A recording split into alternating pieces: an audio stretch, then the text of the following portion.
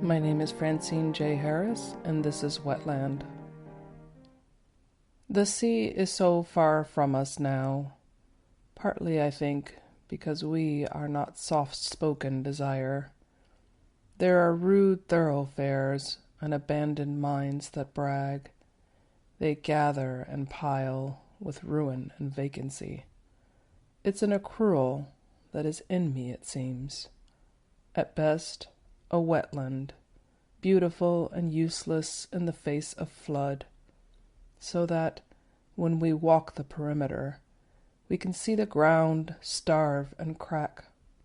But then, fear of sinkhole is so self-important. Truthfully, I am not enough to steer clear of.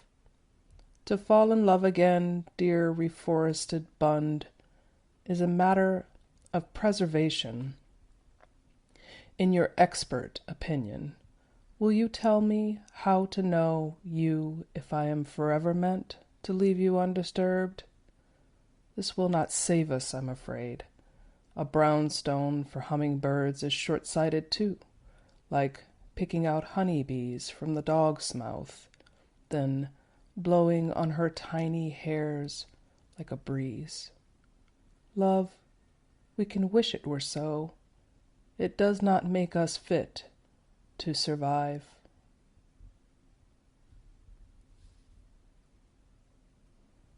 On this poem. I was writing this poem in my head on a nearby trail and felt it turning toward love.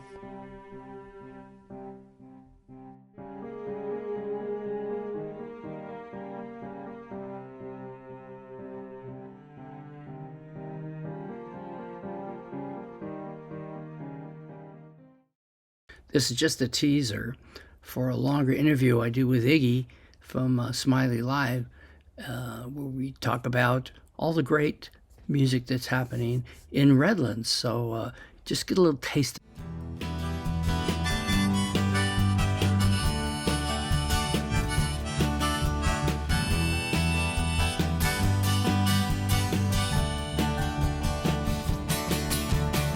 Welcome, ladies and gentlemen, to the Lo-Fi Lounge with our special guest, Iggy Henderson, with from a lot of things, but we're here today to talk about Smiley Live, one of the wonderful resources we have locally right here in the Redlands area. What's the Smiley Live all about, my friend? I think to go off what Don's initial idea for was to have a safe place where people can come and see arts and music and have fun. This year, I think I even brought a list with me if I can remember. I'll plug this real quick.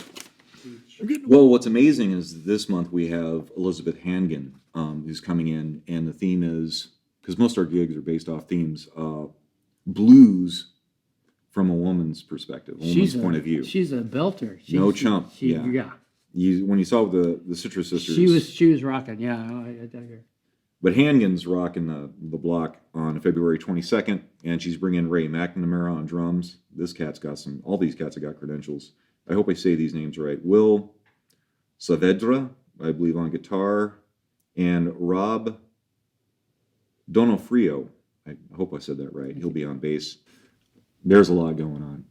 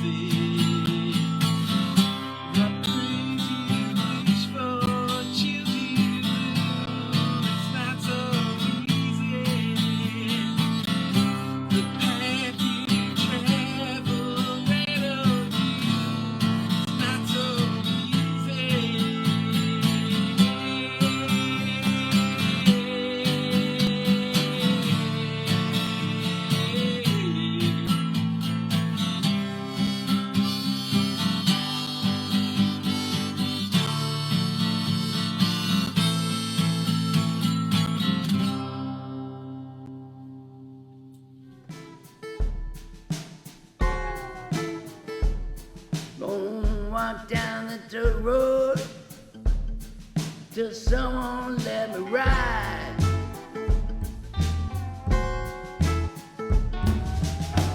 Walk down the dirt road till someone let me ride.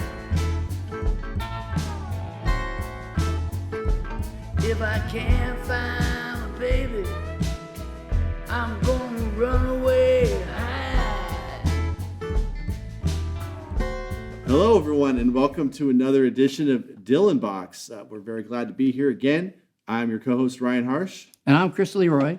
And we have something very special in store for you. Our friend, Mr. Dylan, has come out with yet another bootleg series. There was a lot of speculation around what it would be. Yeah. There's still, even though they're talking about potentially closing the series at some point very soon, there's still a lot of things that we can listen to, including a lot of live things.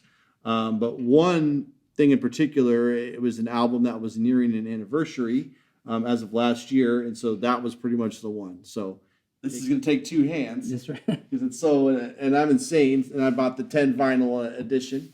Bob Dylan, Fragments, Bootleg Series Volume 17, and this would be the complete Time Out of Mind sessions, which is a album that Bob won a Grammy for. Yeah. Just a little background on the record. He hooked up for the second time with producer Daniel Lanois, right? Right. We've talked about him on a previous episode when he produced the first album, right? Oh, Mercy. Oh, Mercy, right? So they started recording in Oxnard, which is very close to where Bob lived in Malibu. And then as Bob does, all of a sudden he's like, let's go to Miami.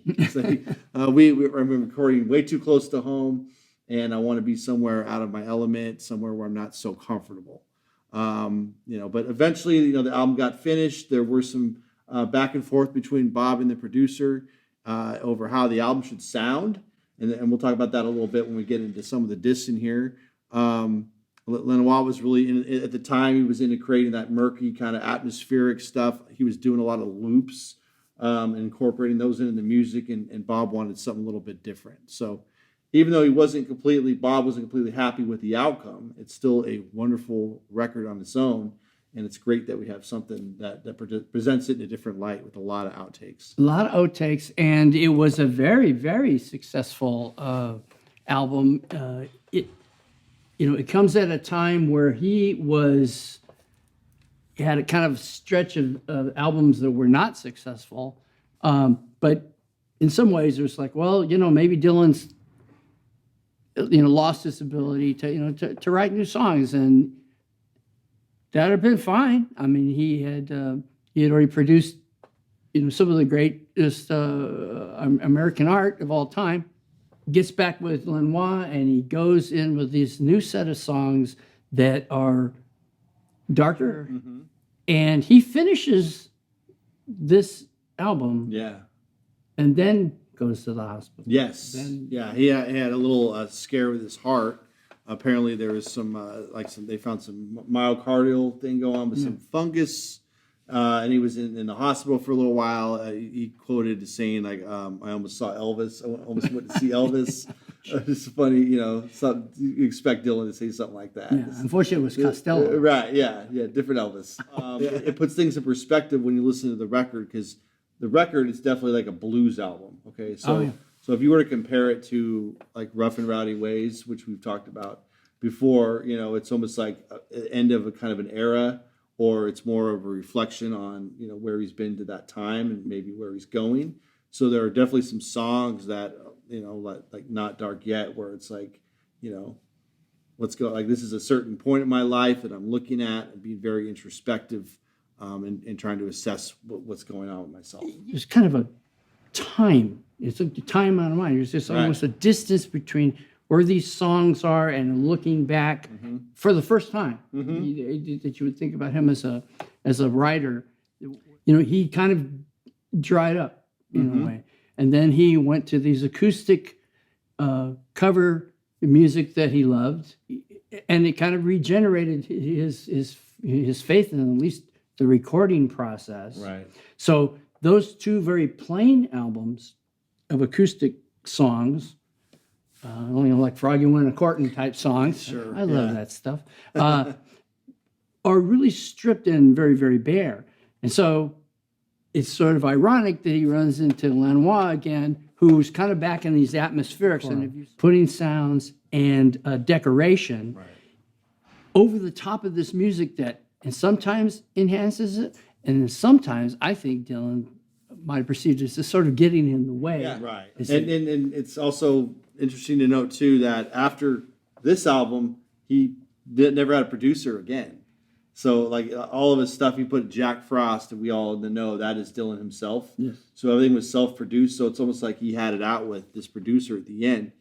But what I read an article recently, I think it was in Mojo or Uncut, one of the UK journal, music journalist magazines, and part of what he said to Lanois was like, "Yeah, there's this Beck guy, and I want to kind of sound like him." that's like I think of his Odelay or that album that came out a little, because that came out around the same time. Yeah, I can see. So he wanted, it doesn't really sound like Beck, but it's definitely in that, that kind of. This is one of my favorite Dylan boxes from the bootleg series. Right.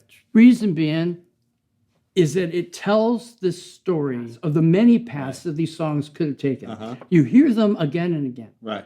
But you hear them played completely, in most cases, very, very differently. Absolutely. They just come in like this, it comes in like this, and the whole box starts off with a remixed version of the album, and you already have Time Out of Mind, so don't freak out. You can listen to the remixed version, dry it out a little bit, so it sounds a little bit more like the Dylan side of what this album could have been. I really liked that 2022 remix upon first hearing it, but also like the original album. So it's like they both, it's not like where you hear the box set of Self-Portrait and you're like, oh, this is a whole new thing. Like this new mix, you can like hear a little better what he's saying, honestly, because on the Lanois mix, it's a little grittier to me. It sounds like, I know it was cut in Florida, but it sounds like it was cut, like in New Orleans or in the swamp or places that Lanois had worked at. So there's a lot more clarity on that new mix.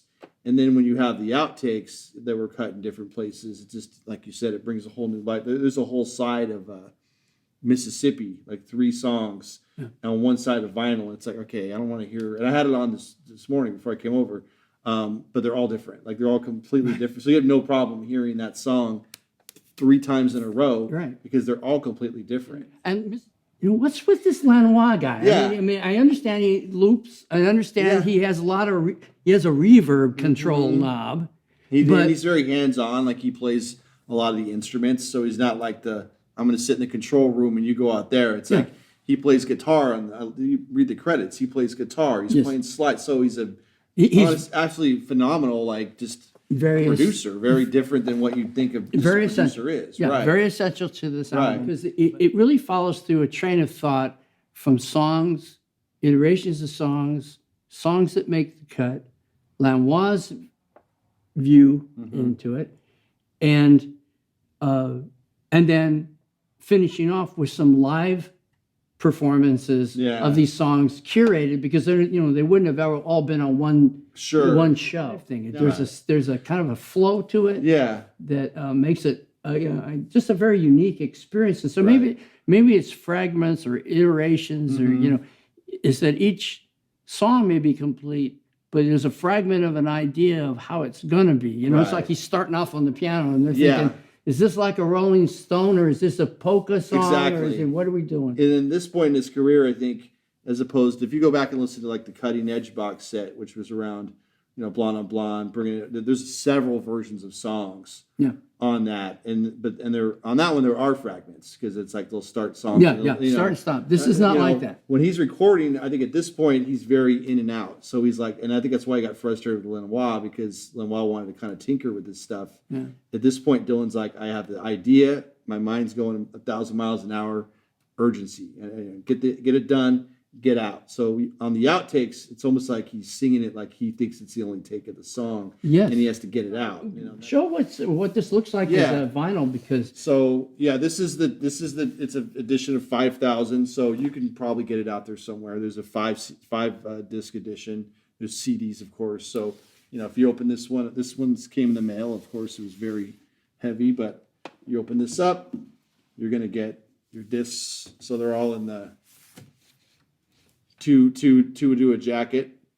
So they're all different. So I'll just pull out, one for example. So this is the actual record. So this would be the mix, and then open this up and you get some. This is the studio. Look at all the guitars and all the instruments. Just a lo-fi studio he recorded, right? Yeah, it looks familiar. I see I see the stuff on the wall. Should have got paid. This is familiar, like if you have other editions of that's upside down, but like that's what you'll see on a lot of the other bootleg editions. Like you have the paper sleeve, and then you have so it's beautiful. Like it's very well put together. Yeah.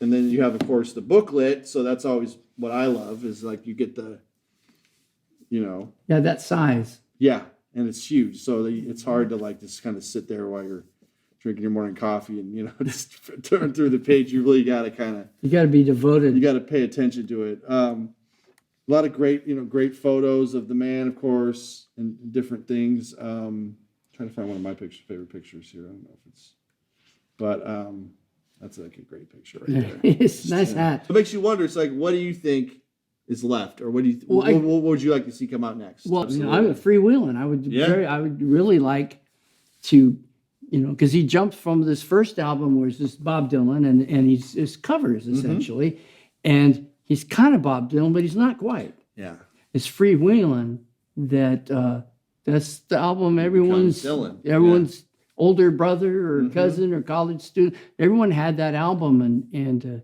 that image of him and Susie walking through the snow, that's embedded in my consciousness. Right. Is music, but also as art.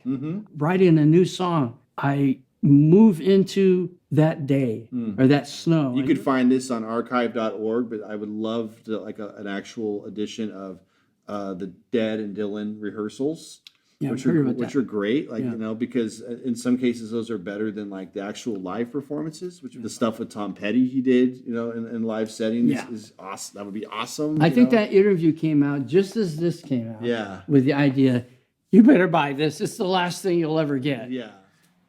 Just keeps getting better. Keep it rolling, Bob. Keep it rolling, Bob.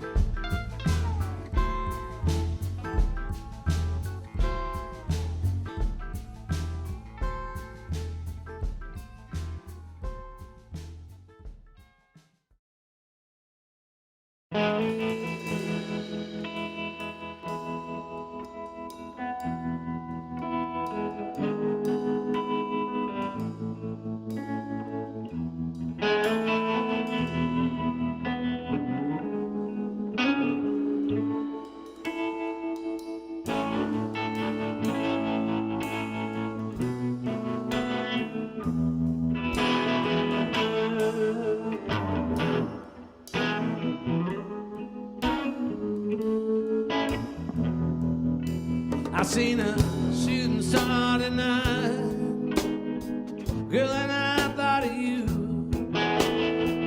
You were trying to break into another world, was a world that I never knew. And I guess I always wondered if you'd ever made it through.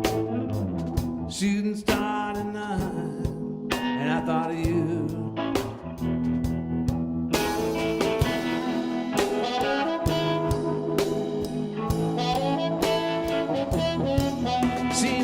Shooting star tonight, girl, I thought of me. Was I still the same? Had I ever became what you wanted me to be? But I guess I missed the mark, overstepped the line only you could see. Was a shooting star tonight, and I thought of me.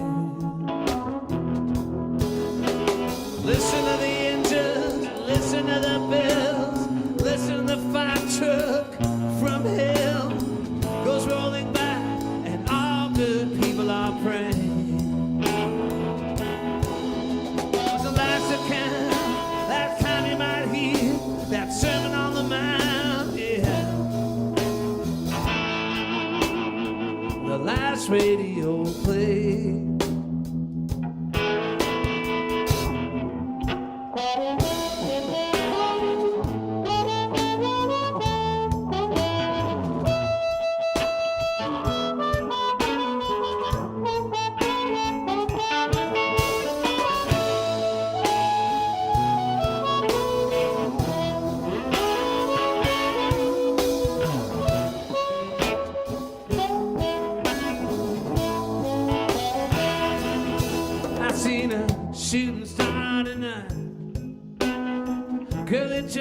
slipped away. And tomorrow is just another lonely Sunday. I never said the thanks to you that you needed to hear me say. Was a shooting star tonight, girl, it slipped away.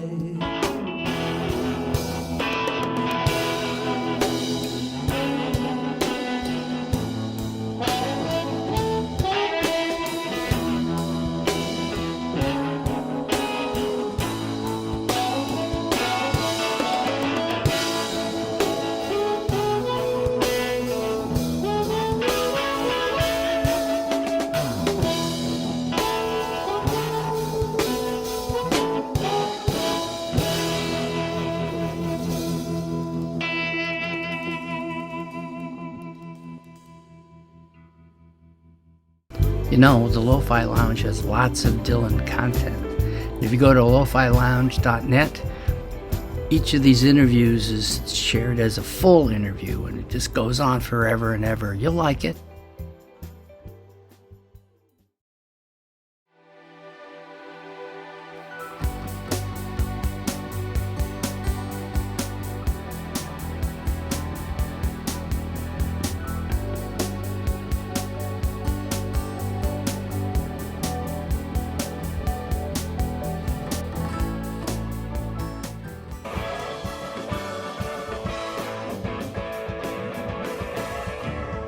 All right, Chris, my good man.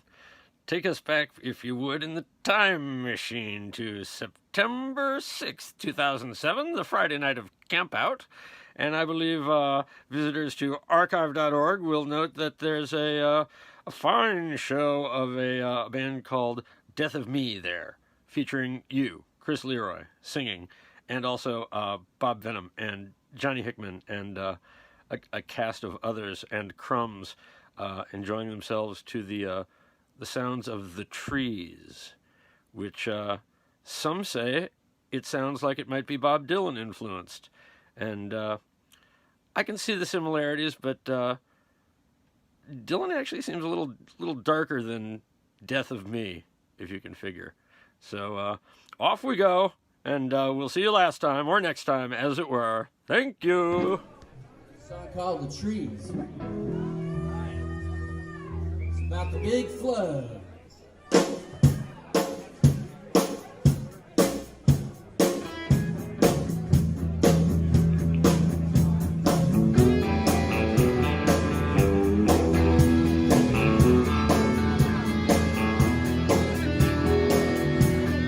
Up in the mountains, and you hear the way the trees.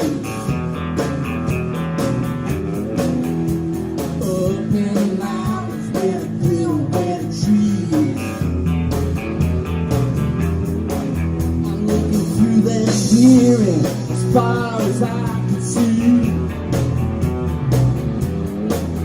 See the white hot hill, see the river spreading through.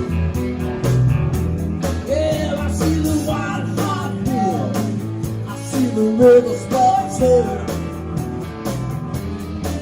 and there ain't no telling what this water's gonna do.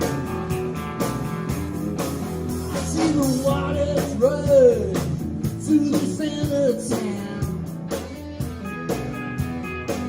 I see the waters run through the center of town. They got no rain's coming down.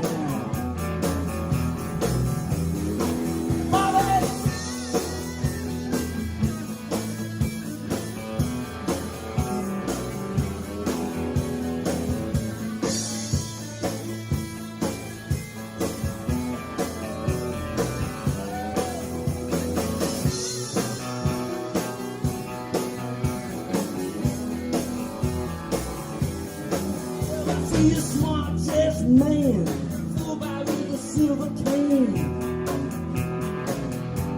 Yeah, I see a smart chest man, full by with a silver cane.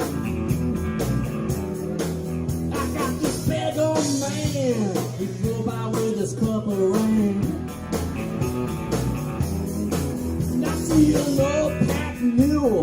caught up in the clothesline. Yeah, I see the Lord black mule, but caught up in the clothesline. The old pictures, they got left behind.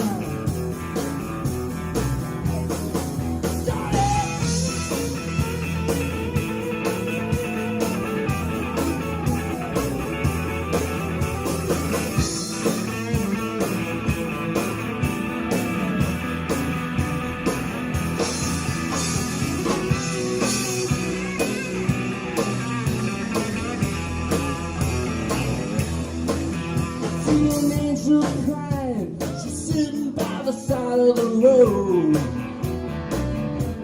Yeah, I see an angel crying, she's sitting by the side of the road. She says, walk with me, and we can get us heading low.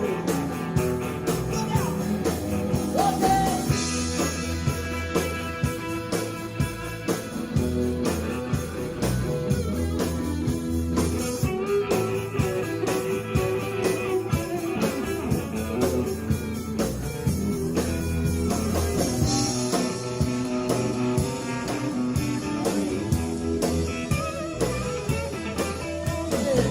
In the mountains, baby, cleared away the trees.